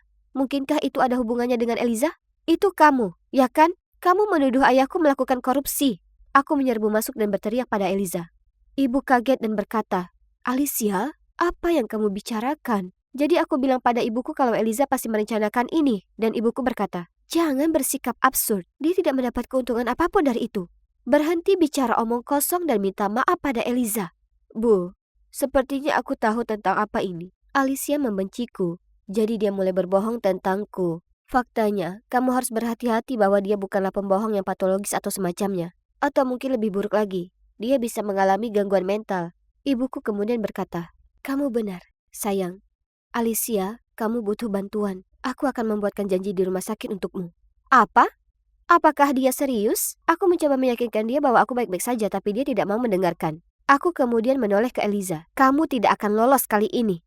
Keesokan harinya ibuku mencoba mengajak aku pergi ke rumah sakit. Namun aku mengunci pintu kamarku dan menolak untuk pergi. Namun tidak butuh waktu lama untuk menemukan kunci cadangan. Dan kali ini dia kembali bersama beberapa pria di sebelahnya untuk membantu menahanku. Aku mencoba yang terbaik untuk membebaskan diri tetapi tidak ada harapan. Tepat pada saat itu aku mendengar suara ayahku. "Lepaskan dia." Aku mendongak dan melihat ayahku sedang bersama seorang wanita. Ibuku tampak ketakutan dan berkata, "Beraninya kamu membawa selingkuhanmu ke rumah kita." Tapi ayahku berkata, "Ini tidak seperti yang terlihat, sayang. Ini Eliza. Eliza yang asli. Wanita di sana itu penipu. Nama aslinya adalah Kim." Astaga, aku tahu ada yang tidak beres dengannya. Kalian mungkin bertanya-tanya kenapa ayahku tiba-tiba muncul. Ya, aku menelponnya sehari sebelumnya dan memintanya untuk menyelidiki Eliza karena aku merasa ada sesuatu yang mencurigakan sedang terjadi. Dia ke panti asuhan untuk mendapatkan info lebih lanjut. Dan suster-suster di sana terus mengatakan Eliza adalah wanita yang paling manis. Dan jika dia menunggu, dia bisa bertemu dengannya. Nah, kemudian Eliza yang asli muncul dan saat itulah ayahku mengetahui kebenarannya. Ternyata Kim dulunya teman sekamar Eliza. Eliza sudah pindah, tapi suster-suster di panti asuhan tidak mengetahui hal ini. Jadi mereka tetap memberiku alamat lama. Eliza tahu tentang ibu sejak dia menemukan surat-surat itu. Tapi dia masih marah karena ditinggalkan sehingga belum siap untuk bertemu dengannya. Dia memberitahu Kim segalanya tentang keluargaku dan betapa kayanya kami. Jadi ketika aku pergi ke alamat lama dan bertanya tentang Eliza, Kim memanfaatkan kesempatan itu untuk mencuri identitas Eliza. Ayahku menunjuk ke arah Kim dan berkata, "Aku beri waktu 10 detik untuk keluar dari rumahku atau aku akan menelpon polisi. Jangan pernah mendekati keluargaku lagi." Kim langsung melarikan diri dan kami tidak pernah melihatnya lagi. Adapun Eliza yang asli, itu adalah reuni yang luar biasa. Awalnya tidak berjalan baik, tapi lambat laun Eliza membuka diri terhadap ibuku. Dan tentu saja tuduhan korupsi ayahku dibatalkan setelah dia dinyatakan tidak bersalah. Dia juga memaafkan ibuku dan pulang ke rumah. Eliza sering mengunjungi kami. Dan aku harus mengatakan bahwa itulah yang kuharapkan dari memiliki seorang kakak perempuan. Aku sangat senang kita semua bersatu kembali sekarang.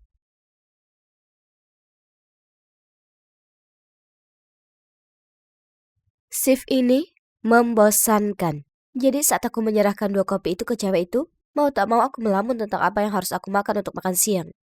Permisi, kenapa sikapmu seperti itu? Cewek itu terdengar kesal. Lalu sebelum aku bisa mengatakan apapun, dia berteriak, "Aku mau berbicara dengan manajermu."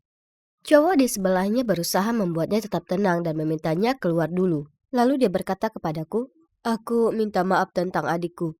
Aku bergumam, "Tidak apa-apa," sambil menyerahkan kembalian $20 miliknya. "Oh, simpan saja." Dia tersenyum, tapi kemudian dia mulai meminta maaf, mengambil kembaliannya, lalu pergi. Apa yang baru saja terjadi? Aku mengeluarkan ponselku untuk memeriksa wajahku. Oh, bagus. Aku terlihat seperti sedang disengat tawon.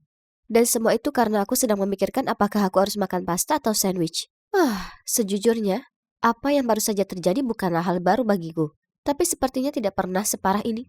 Izinkan aku mulai dari awal. Jadi, aku Isabel. Aku baru saja lulus SMA dan akan segera menjadi mahasiswa baru di perguruan tinggi. Seingatku, orang tua, teman, dan guruku selalu menanyakan pertanyaan yang sama. Seperti, ada apa? Dan kenapa mukanya panjang? Saat ku bilang aku baik-baik saja, mereka selalu berkata, "Kamu yakin?" Atau, "Jika ada masalah harus beritahu kami, oke?" Itu sangat membuat frustrasi. Dan pernah suatu saat, guruku harus berhenti di tengah pelajaran dan memintaku untuk tidak memandangnya seperti itu. Karena tatapanku membuatnya merasa tidak nyaman. Apa? Aku hanya benar-benar fokus.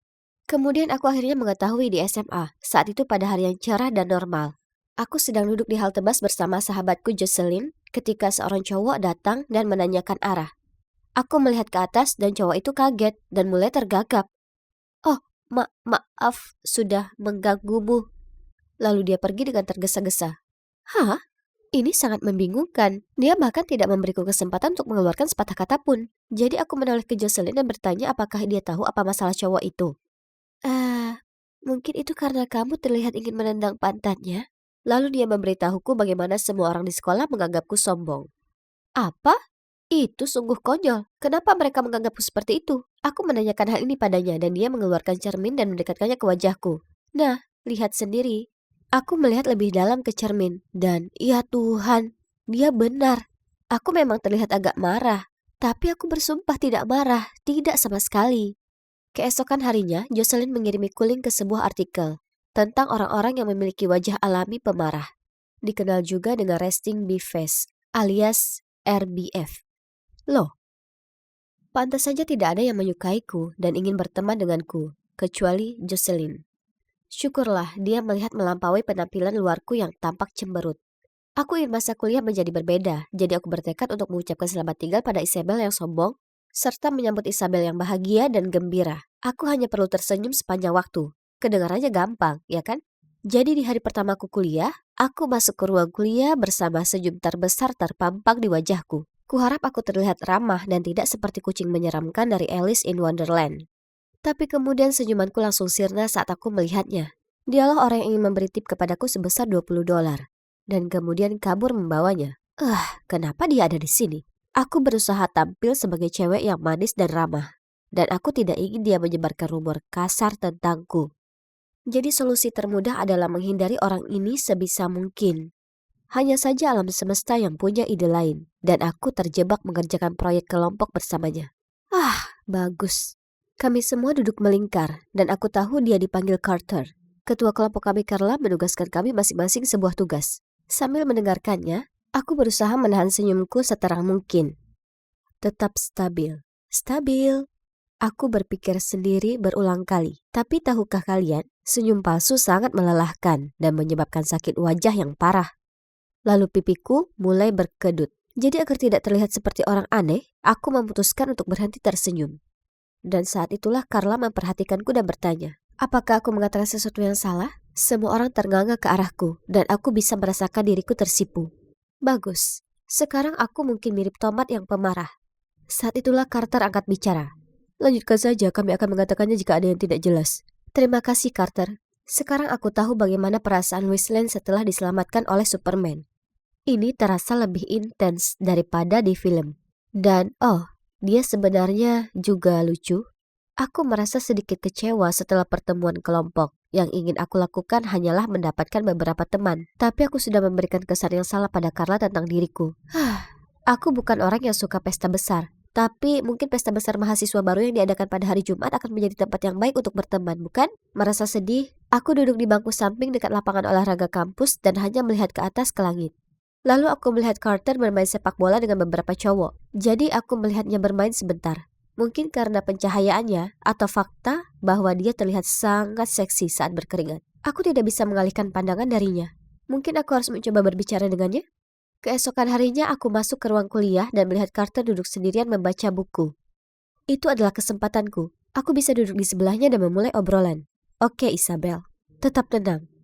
Oh tidak keren. Keren artinya sombong. Tetap bahagia, Anda mengerti? Tersenyumlah, memeriksa. Hai, apakah kursi ini? Carter mendongak. Oh, maafkan aku. Aku tidak tahu ini tempat dudukmu. Kemudian dia mengumpulkan barang-barangnya dan pindah ke meja lain. Apa? Terkutuklah kamu RBF. Aku tidak menyerah begitu saja. Jadi aku mencari di internet dan membaca bahwa makeup bisa membantu memperbaiki situasiku. Jadi, aku merias wajah di sekitar mulut dan mataku lalu pergi ke kelas kuliahku. Hanya saja saat diskusi kelompok, Carter berbisik kepadaku. Apakah kamu sakit? Karena kamu terlihat agak pucat. Kenapa tidak pulang? Aku bisa buatkan catatan. Setelah mendengarnya mengatakan itu, aku benar-benar merasa sedikit mual. Muak dengan kegagalan terus-menerus. Tapi tunggu, hari Jumat ini adalah pestanya.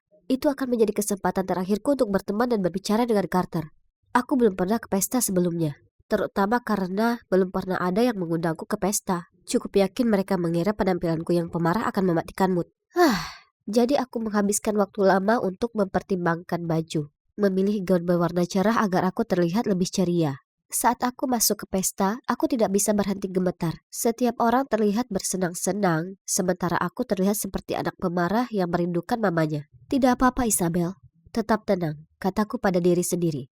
Aku hanya perlu beberapa minuman untuk meningkatkan kepercayaan diriku. Jadi aku mengambil beberapa minuman dari bar. Dan wow, aku langsung merasa seperti orang yang benar-benar baru. Aku hendak mengajak ngobrol beberapa cewek ketika tiba-tiba seorang cowok mendatangiku dan berkata, Hei, sepertinya kamu sedang mengalami saat yang buruk. Jika kamu tidak menyukai hal-hal ini, menurutku kamu sebaiknya pulang saja, tidak apa-apa. Hebat, jika minuman pun tidak bisa membantuku, lalu apa lagi yang bisa? Aku kehilangan minat untuk berteman. Jadi aku memutuskan untuk mengikuti saran orang tersebut dan pergi. Semua orang akan lebih bersenang-senang tanpa harus melihat wajah murungku. Saat aku keluar dari sana, aku mendengar seseorang berteriak, Isabel, tunggu. Aku berbalik dan melihat bahwa itu adalah Carter. Dia menyusulku dan bertanya mengapa aku berangkat sepagi ini. Aku bergumam kalau pesta bukanlah kesukaanku dan aku lebih suka jalan-jalan di tempat lain. Ya, aku juga tidak terlalu tertarik pada mereka. Bisakah aku ikut denganmu? Aku membeku selama 1 menit, tapi kurasa dia mengira aku marah padanya. Lalu dia meminta maaf dan pergi. Oh, tidak. Tidak mungkin aku akan membiarkan dia lolos lagi. Jadi aku cepat-cepat berkata, tentu saja kamu bisa ikut. Tapi yang terdengar adalah teriakan yang keras. Lelaki malang itu pasti merasa seperti seekor harimau sedang menggeram di depan wajahnya. Ya, setidaknya dia masih ikut denganku, kan? Meski karena takut, dia tampak sedikit tidak yakin ketika aku membawanya menuju salah satu tempat favoritku, yaitu di bawah jembatan ini. Tapi ketika dia melihat semua grafiti yang mengagumkan, Dia kelihatan lebih nyaman. Dia bersenang-senang melihat dari satu bagian ke bagian berikutnya. Lalu kami mulai berbicara, dan ternyata kami bisa bergaul dengan cukup baik. Kami segera menjadi teman dekat, dan aku bahkan memperkenalkannya dengan Jocelyn. Semakin banyak aku menghabiskan waktu bersama Carter, semakin aku menyukainya. Dan aku mulai berpikir bahwa dia juga menyukaiku. Jangan tanya kenapa, itu cuma firasat. Lalu suatu hari aku membuka pintu dan melihat Carter berdiri di sana dengan karangan bunga besar dan kotak hadiah yang lucu. Ya Tuhan, apakah itu untukku? Aku tahu aku harus mengatakan sesuatu, jadi aku bergumam. Untuk siapa itu? Aduh, kedengarannya agak kasar. Haruskah aku bertanya lagi? Dan mungkin dengan suara yang lebih lembut dan senyuman. Namun sebelum aku dapat mengatakan apapun, Carter menjawab. Ini untuk Jocelyn. Bisakah kamu memberikannya padanya? Terima kasih. Dia menyerahkannya padaku, lalu lari. Apa? Carter jatuh cinta dengan Jocelyn? Tapi hey, tidak mengherankan jika hal-hal baik tidak pernah terjadi padaku. Dan seseorang dengan penampilan alami ceria seperti dia akan menarik perhatian semua pria. Jujur saja, siapa yang menginginkan pacar berpenampilan kejam? Ini menyebalkan. Setelah itu aku sengaja menghindari Carter, dan kami tidak berbicara sama sekali selama seminggu. Itu terlalu berlebihan. Jadi suatu hari setelah kelas, aku pergi ke tempat bahagia aku di bawah jembatan. Apa? Ada gambar grafiti baru. Sangat besar, jelek, dan menurutku itu untukku. Seperti dalam kata-kata kering yang menetes tertulis, "Aku mencintaimu, Isabel." Aku melihatnya dengan mulut ternganga. Apakah ini lelucon seseorang? Kemudian seseorang muncul di sampingku, dan itu adalah Carter. Ini bukan karya terbaikku, tapi aku sudah mencobanya, katanya malu-malu. Hah? Dia melakukan ini? Tapi kenapa? Kemudian dia melanjutkan. Bunga dan hadiah itu untukmu. Tadi kupikir kamu kesal. Jadi aku panik dan bilang itu untuk Jocelyn. Jadi setelah itu, aku menelponnya dan mengatakan yang sebenarnya. Dia bilang kamu juga menyukaiku. Itu menjelaskan tatapan aneh yang diberikan Jocelyn padaku. Aku akan berbicara banyak dengannya nanti. Kamu tahu aku menggambarnya seminggu yang lalu. Aku mengikutimu setiap hari sepulang kuliah. Bukan dengan cara yang menyeramkan. Aku hanya ingin berada di sini saat kamu pertama kali melihatnya. Dan ya ampun, itu sangat berharga. Lalu dia memberiku senyuman termanis dan menarikku untuk dipeluk. Oh, wow. Cowok ini tahu cara membuat hati seorang cewek meleleh. Dan tahukah kalian? Aku tersenyum. Dan aku tidak memaksanya. Jadi begitulah, kami jadi resmi pacaran. Ternyata dia tidak peduli apa aku punya RBF atau tidak, karena dia meluangkan waktu untuk mencari tahu siapa diriku yang sebenarnya. Kalian tidak boleh menilai buku dari sampulnya, karena kalian mungkin melewatkan petualangan terbaik yang pernah ada. Jadi, jika cewek atau cowok itu terlihat agak sedih, mungkin kalian tidak boleh menganggap mereka sombong dan pemurung. Tapi, beri mereka kesempatan.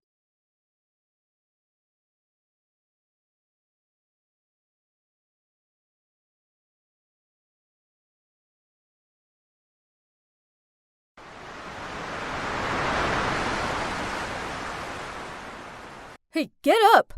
Who are you? What are you doing in my room? What? Excuse me? Who are you? This is my room. This guy was totally crazy. He insisted this was his room, even though I picked the key up from reception just 2 hours ago. What do you mean you got the key? I checked in first and just left the key at the reception desk to go out and buy some stuff. Whatever. I like the beach view here, so I'm staying. Unbelievable! Then he pulled out his phone and called reception. Okay, so I'm Liana, and I'm in the tropical paradise of Bali. My dream vacation wasn't off to a great start, thanks to this Charles guy trying to kick me out of my perfect beach view bungalow. Poof! Okay, now listen. They admit they gave you the wrong key. He pointed at his phone. Now, go back to reception, get the right one, and they'll probably give you a free treatment in the spa or something as compensation. No chance. I frowned at him. I like this room. How about you leave and go and enjoy a free spa treatment or whatever? Hell no! He growled at me. I paid for it, so I'm staying put. After that, we continued to quarrel until I felt a pain in my chest. And the next thing I knew, I'd fainted. Ugh. I guess it was just far too hot here for arguing. He put a pillow under my head and said, Miss, you can stop pretending now. Wake up. I had a feeling he was staring at me, but I didn't move. Fine. Keep on playing your little pretend games, but I'm not leaving this room either. Silence. He must have given up. But then I felt a weight next to me on the bed. Without a second thought, I opened my eyes and leaped off the bed. Oh, turns out he wasn't trying to harm me. Instead, he was just sitting on the side and opening his laptop. Oops. He rolled his eyes, told me to go, and then started typing away. I swished my hair back, then said, "In your dreams. Now, I'm off to enjoy this sunny day. When I come back, I don't want to see your face." After that, I left and spent the rest of the day relaxing on the beach. Bali was just so beautiful. At night, I returned to the bungalow and was ready to fall into bed. "Hello," I said as I walked inside. Whoa, he wasn't there. I'd won the Battle of the Bungalows. I used the last of my energy jumping up and down on the bed and singing out, "He left, I win, he's a loser, I'm a winner." Then I curled up into bed and started to drift off. Smash! I jolted upright. The window had been broken, and lingering at the foot of my bed was a tall, dark figure. I screamed at the top of my lungs, but they lunged forward and covered my mouth with their hands. "Shut up," they whispered in my ear, then pulled their mask off. It was Charles. Confused, I blurted out, "What the? Why did you break the window?" "Quick, grab your things." I pushed him off me and sat there with folded arms. Nice try, but if this is your way of kicking me out, it won't work. I'm not leaving. Suddenly, another man entered the room. Charles placed his mask back on and quickly grabbed the lamp from the bedside table and threw it at the man. I grabbed my bag in a panic, while Charles took something from his backpack and then he led me out of the room. We took the back road out of the bungalow and headed into the forest. "Where are we going and who is he?" I questioned, but he remained silent. "Say something. What's going on?" "Shut up for a minute. Now, I'll take you to the airport to leave this island," Charles grumbled. It was pitch black, and I was trampling through the forest in flip-flops. Ugh! Then, to make it even worse, I tripped over a branch and busted my knee. "Great!" He lowered his back and said, "Get on." I was a bit surprised at first. Maybe he wasn't as mean as I first thought. After a while, he decided we should rest in the forest till dawn. Charles fell asleep the second he hit the ground. I couldn't sleep, and then I thought back on the incident in the bungalow. Thinking about it, I remembered Charles grabbing something from his bag. So I crept over to him and slowly reached for his pocket to see what it was. Suddenly, he grabbed my arm tightly. "Charles, let me go!" I hissed out. My arm started to hurt. Ouch! "Look, this is a dangerous business I'm in," he said as he let go of me. "I'm trying to keep us both safe." Okay, I could really see worry in his eyes, so I muttered out, "Fine," then rubbed my arm. After a ridiculously uncomfortable night of zero sleep, he nudged me at dawn and told me to start walking. He took my hand and led me forward. I guess it was nice that he was so focused on protecting me, but, why did he keep looking at his phone? Are we lost?" I asked. He kept his eyes on the screen and shook his head. Then he led me into the other direction, and then another. Yep, we were so lost. After what felt like hours of walking in circles, I slumped down on a rock and pulled a water bottle out of my bag. "Let's just find the hotel," I suggested. "No, we can't. Going back is more dangerous." "But, fine. Can you at least tell me why we're sweating our butts off out here?" "I suppose I've implemented you," he sighed out. "Still, you have to take this to your grave." "I won't tell. Promise." "They're after this." He took a USB stick out of his pocket. "The president of the company I work for is carrying out illegal activities, and this is proof." Whoa, you're like James Bond! I smiled as I passed him the water bottle. Hardly. He laughed. Then he thanked me as he took the water and drank half of it without hesitation, then offered me the rest. He told me he was working for another company and had been sent in to investigate. So, you're betraying the president? I asked skeptically. Kind of. Yes. By the way, I know you just wanted a nice vacation, but I've accidentally dragged you into this mess. I'm so sorry. Don't worry. I guess this is kinda exciting. But this is the summer getaway with the most insects I've ever had. I swatted a mosquito away.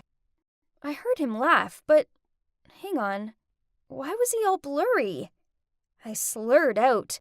Is your head heavy? Then I saw him faint in front of me, and a few seconds later, the world turned black. I flickered open my eyes. My head hurt. I was tied to a chair. And so was Charles. There were some scary-looking guys staring at us. Oh no, this couldn't be good. One man walked over to Charles and in a stern tone said, Charles, hand over the USB, and no one gets hurt. I don't know anything about a USB, he muttered out. I don't want to give out threats with her here, but if you insist. One of the bodyguards walked towards me, grabbed my hair, and pulled it backward. If you don't find value in her life, just keep it and watch her die. Stop! Leave her out of this! I don't have the USB. I dropped it somewhere in the forest. Then he turned to me. I'm so sorry I got you into this. The man sneered. Stop being so emotional, Charles. It doesn't suit you. I was shaking with fear as the man pulled something out from his back and pointed at me. Last chance, Charles? He shouted out. No! It's in her pocket! He must have snuck it in there when we were in the forest. Did he really believe that I would escape and expose the evidence? Then... Cut! Good job, guys! We should be nominated for an Oscar award after this, I joked, while the men kneeled down and untied me. About time, I said snidely, as I took the USB out of my pocket and began spinning it with my fingers. I peered down at Charles and smirked. Thanks for protecting me and everything, but it turns out I have what I needed. What? Who are you? Charles asked in shock.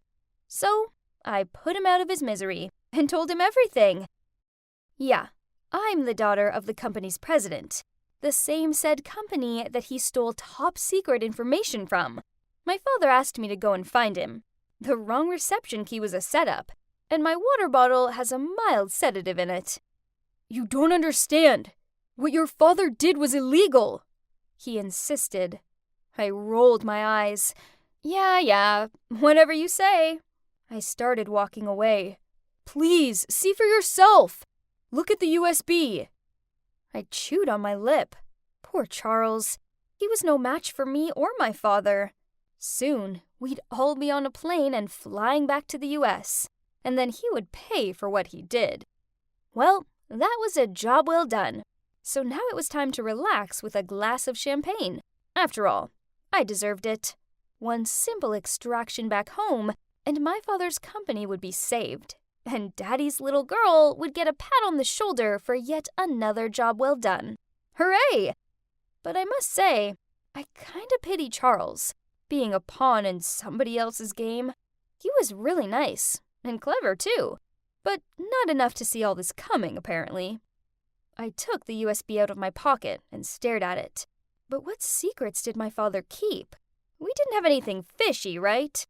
My father did talk a lot about how hard he worked, and how honestly he conducted himself. So why did he specifically ask me not to peek at the file? A little look wouldn't hurt, right? I know. It's not very good of me to disobey my father, but come on, I'm his daughter. I'm set to take over from him anyways. So consider this a double check, eh? Just to be sure. I regret looking at that file. I truly do, as the truth was unbearable. It turns out, my father had been lying to me from the very beginning, so Charles was actually telling the truth. He was indeed stealing dirty secrets from my father to bring it to the light. Ironic, isn't it? I laughed at him for being so gullible and believed the lies about my father's company, while it was me who got lied to. These truths were hard to swallow. I bore the legacy of a lifetime of scamming and cheating. No, I didn't want to live like that. It was just so wrong. As I delivered both the USB and Charles to my father, I knew what I needed to do. So I held the USB out to my father and said, "Daddy, I looked at it, so I now know everything. Please stop."